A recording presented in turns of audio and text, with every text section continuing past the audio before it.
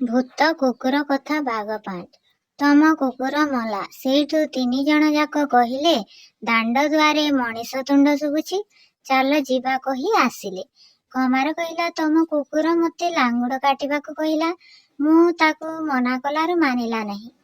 କହିଲା, ମୁଁ ତୋତେ ଛେଳି ଦେବି। ସେଇଠୁ ମୁଁ ତା ଲାଙ୍ଗୁଡ଼ କାଟୁ କାଟୁ ସେ ମରିଗଲା। ସେଇଠୁ ସେ 3 ଜଣ କହିଲେ, ହଉ ସେଇଟା ତ ଭୂତ ମଲା, ଭଲ ହେଲା। ଆଉ ଏଠି ତ କେହି ନାହାନ୍ତି, ଆମେ ତମକୁ ସବୁ ଛେଳି ଦେଇଦେବୁ, ତମେ ତାକୁ ଟିକେ ଫୋପାଡ଼ି ଦେଇ ଆସ। ସେଇଠୁ କମାର କାଠ ଗୁଆଘିଅ ଆଣି କୁକୁରକୁ ପୋଡ଼ି ଦେଇ ଆସିଲାରୁ ସେ 3 ଜଣ ଯାକ ତାକୁ ଛେଳି ସବୁ ଦେଇଦେଲେ। ସେମାନେ କମାରକୁ କହିଲେ, ଏଠି ତ ହାଟ ବଜାର ନାହିଁ କି ମଣିଷ ନାହାନ୍ତି, ତମ ଆଡ଼େ ଯାହା ବିକା ଆସୁଥିବ ତମେ ଏଣେ ପଠାଇଦବ। କମାର ସବୁ ଛେଳିକୁ ନେଇ ଚାଲିଗଲା। କମାର ତାଙ୍କ ଗାଁରେ ଯାହା ସବୁ ବିକ୍ରି ହେଉଥିଲା ସବୁ ଏ ଗାଁକୁ ପଠାଇ ଦିଏ, ଏମାନେ ନିଅନ୍ତି। ସେହିପରି କେତେ ଦିନ ଗଲାରୁ ସେମାନେ ହାଟ ବଜାର ବସାଇଲେ। ମନୁଷ୍ୟମାନେ ଆସି ରହିଲେ। ସେହି ଗାଁରେ କୁକୁର ଘର ପାଖରେ ଗୋଟିଏ ନଈ ଅଛି। ସେହି ନଈ ବାଟେ ଜାହାଜ ଯିବା ଆସିବା କରେ। ଏମାନେ ସେଇଠି ଜଣେ ଘାଟିଆ ଜଗାଇଲେ। କହିଲେ, ଏପଟେ ଯିଏ ଜାହାଜ ବସିବ ବା ରାସ୍ତା ଦେଇ ଯିବ ତାକୁ ଠିଆ କରି ତା ଗାଁ ଓ ନାଁ ଲେଖି ଆମ ପାଖକୁ ନେଇ ଆସିବୁ। ଆମେ ତାକୁ ପଢ଼ି ଛାଡ଼ିବାକୁ କହିଲେ ଛାଡ଼ିଦେବୁ। ଘାଟିଆ ଜଗିଥାଏ। ଯେତେବେଳେ ଯିଏ ଆସେ ତାକୁ ଠିଆ କରି ତାଙ୍କ ନାମ ଗାଁ ଲେଖି ନେଇ ଆସେ। 3 ଜଣ ଭିତରୁ ବଡ଼ ବୋହୂ ଦାରୋଗା ହେଇଥାଏ। ତାକୁ ହିଁ ନେଇ ଲେଖା ଖଣ୍ଡିକ ଦିଏ। ସେ ପଢ଼ି କରି କହିଦିଏ, ଛାଡ଼ିଦିଅ। ଘାଟିଆ ଆସି ସେହିପରି କରେ।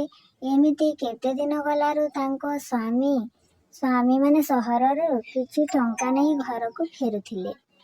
ଘାଟିଆ ତାଙ୍କୁ ଠିଆ କରି ନାମ ଓ ଗ୍ରାମ ଲେଖି ଦାରୋଗା ପାଖକୁ ନେଇଗଲା। ଦାରୋଗା ପଢ଼ି ଛାଡ଼ି ଜାଣିଲା ସେମାନେ ତାଙ୍କ ଘରର ବୋଲି। ସେଇଠୁ ଘାଟିଆକୁ କହିଲା କି ତାଙ୍କୁ ଡାକି ଆଣ।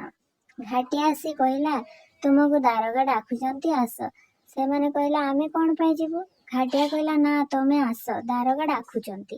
ସେଇଠୁ ସେମାନେ ତାଙ୍କ ପାଖକୁ ଗଲେ। ଏ ତିନେ ତାଙ୍କୁ ଦେଖି ଧୋ ଧୋ ଚିହ୍ନା ହେଲେ ଓ ବହୁତ ପ୍ରେମରେ ତାଙ୍କୁ କୁଣ୍ଡେଇଲେ। ସେଇଠୁ 3 ବୋହୂ ପୂର୍ବର ଘଟଣା ଶାଶୁର ଗୁଣ ବଖାଣିଲେ।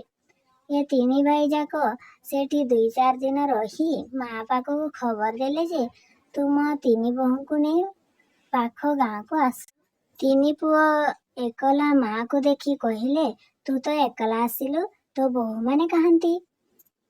ସେଇଠୁ ମା କହିଲା, ସେମାନେ କୁଆଡ଼େ ପଳେଇଲେ। ଏମାନେ କହିଲେ, ମା ସେ କାହିଁକି ପଳେଇଲେ? ମା କହିଲା, କେଜାଣି, ମୁଁ ତ ସେମାନଙ୍କୁ ବହୁତ ଭଲରେ ଦେଖୁଥିଲି। ସେଇଠୁ ସେ 3 ବୋହୂ ଘରୁ ବାହାରି ଆସିଲେ। ଶାଶୁ ତାଙ୍କୁ ଦେଖି ଛାନିଆ ହୋଇପଡ଼ିଲା। ପୁଅମାନେ କହିଲେ, ଆମେ ସବୁ ଜାଣି ସାରିଲୁ, ଆମେ ଆଉ ତୋ ପାଖରେ ରହିବୁ ନାହିଁ, ଏବେ ତୁ ଏକା ରହ। ତେବେ ଶାଶୁ ତା ଭୁଲ ବୁଝି ବୋହୂମାନଙ୍କୁ କ୍ଷମା ମାଗିଲା।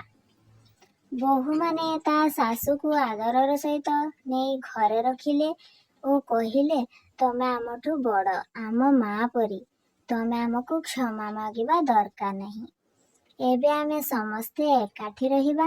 ଶାଶୁ କହିଲା, ମୁଁ ତୁମକୁ ବହୁତ କଷ୍ଟ ଦେବି।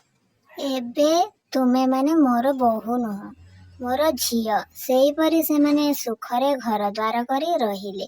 ମୋ କାହାଣୀ ସରିଲା। ମୋ କାହାଣୀ ଭଲ ଲାଗିଥିଲେ ମୋ ଚ୍ୟାନେଲକୁ ସବସ୍କ୍ରାଇବ୍ କରିବ, ଲାଇକ୍ କରିବ, ସେୟାର କରିବ।